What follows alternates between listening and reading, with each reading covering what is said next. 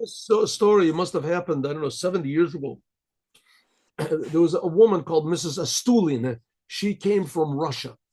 She came from Russia. This must have been in the 50s, who knows? And she came to the she went into Yechidut to be able to have a private audience with the Rebbe.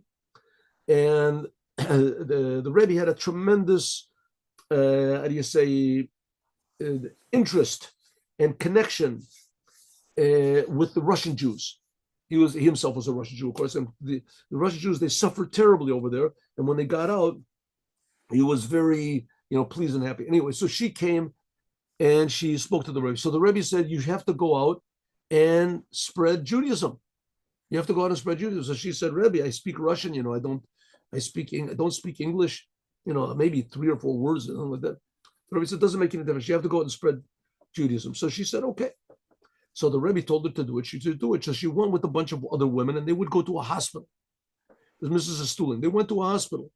So they told her that she should go into this room, and that she would. They all spread out the different rooms, and she was just beginning. She had a few boxes with Shabbos candles and a few pamphlets about the importance of the Shabbos candles and everything.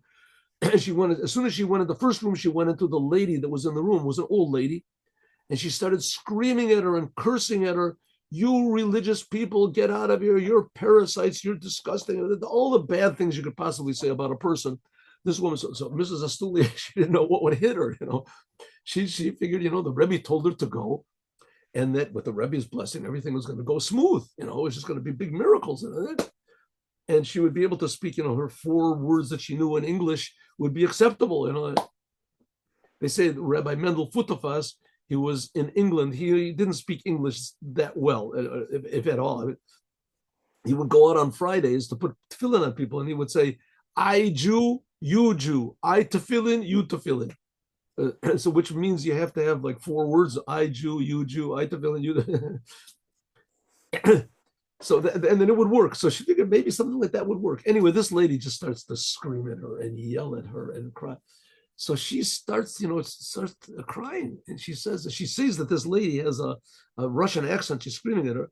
So, and she says, I was just sent here by the Lubavitcher Rebbe. So this lady says, "What?"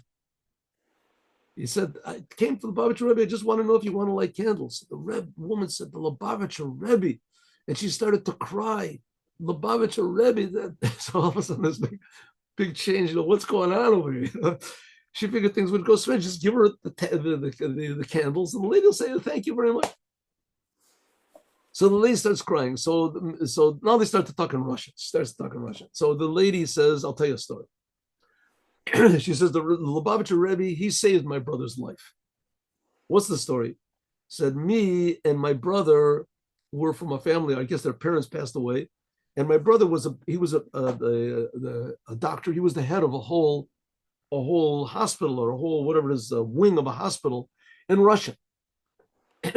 And I was also a stenographer, whatever she was. And anyway, we decided we're going to leave Russia. We decided we're going to leave Russia, and we're going to go. We got up our money, we got the permission to leave. And my brother said, I decided I'm coming to Israel, and my brother said he's going to go to America, because in America he's a doctor, he has all these certificates, and he's got experience. And for sure, they need good doctors in America. And there's more opportunity in America. And Israel, it's poor. And so he went to America. So they wrote to one another regularly, and they called. Also, they would call once a week. And then the brother, though, his letters, they started to get the phone calls became less and less, and the letters started to become less and less positive. And he said, that I thought I would have a job, but wherever he went, my brother, wherever he went, his papers, first of all, they were in Russian, and everyone said that if you want to be a doctor in America, so you have to know English a little bit better, which that was no problem, but you have to go to university for another year. And he didn't have any money. He had enough money to last him, let's say, half a year, whatever, a year, and with rent and food. And he didn't have any more money. He didn't have enough money to go to university. So he went from hospital to hospital, and all of them were the same story. So he didn't know what to do. So he found some sort of a menial job. And meanwhile, his money was getting less and less. And he started becoming depressed. And he moved out of his room to some sort of a room with this in a more depressing place. It was cheaper. And there I couldn't get in touch with him with the phone. I couldn't get in touch with him with the phone. He didn't have a phone. The letters stopped coming. And I didn't know where to go. He didn't have an address. He didn't have, and I didn't know what was going on.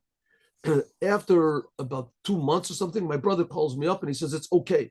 I was by the Lubavitcher Rebbe and everything was okay. So we're totally not religious. We're not religious. Our parents weren't religious. Our grandparents were religious. He came to Lubavitcher Rebbe. What happened? She said, my brother decided he's going to put an end to his life. He didn't have enough money to come to Israel to meet me. He was very ashamed that he didn't find the work. He became depressed. When he became depressed, his mind just didn't work properly at all. And he decided that he's going to, God forbid, he's going to commit suicide. So he walked to a bridge. He figured he'll jump off the bridge, he'll jump into the water, and there won't be any body left, no nothing enough. So he went to a bridge, and all of a sudden somebody yelled out to him. It was on a Friday. Excuse me, sir, are you Jewish? So he looked over and said, get away from me. I said, no, are you Jewish, sir? Are you Jewish? So he said, yeah, I'm Jewish. He says, come put on tefillin. My brother didn't even know what it is, tefillin. He says, what's this? You're Jewish. A Jew has to put on tefillin. What are you doing on this bridge? What are you walking on the bridge for? And so he told him the whole story. He says, you told him, what? You want to commit suicide? You commit suicide tomorrow, next day. Come to see the Rebbe, Lubavitcher Rebbe. Push it off. What difference does it make? You commit suicide today. If you're dead today, you're dead in 2 days. So I said, okay. So I went and saw the Rebbe. He says, as soon as I came in, I saw somebody that understood me. And the Rebbe told me very encouraging words. And he said not to worry, that the boys will take care of you and that you'll have a place to sleep. And that you put on tefillin, you'll act like a Jew and you don't have to worry about it. Everything is going to be right. And now I have a totally positive attitude. And sure enough, that's what it was. The boys took care of him. Somehow they got up money for him. Whatever happened, he said, Lubavitcher Rebbe, he saved my brother, saved him. He was going to die. Therefore, you want to give me candles? I'll do whatever you say. Give him what you say. And she changed, the lady's attitude changed totally for him. And so that's a story of how the Lubavitcher Rebbe told someone to do something, and apparently it was not a good decision. And it came out that it was exactly the best decision it could possibly be, that the Rebbe transformed darkness to light, misery to joy, and confusion to clarity. Have a good day with Mashiach now. Thank you for coming.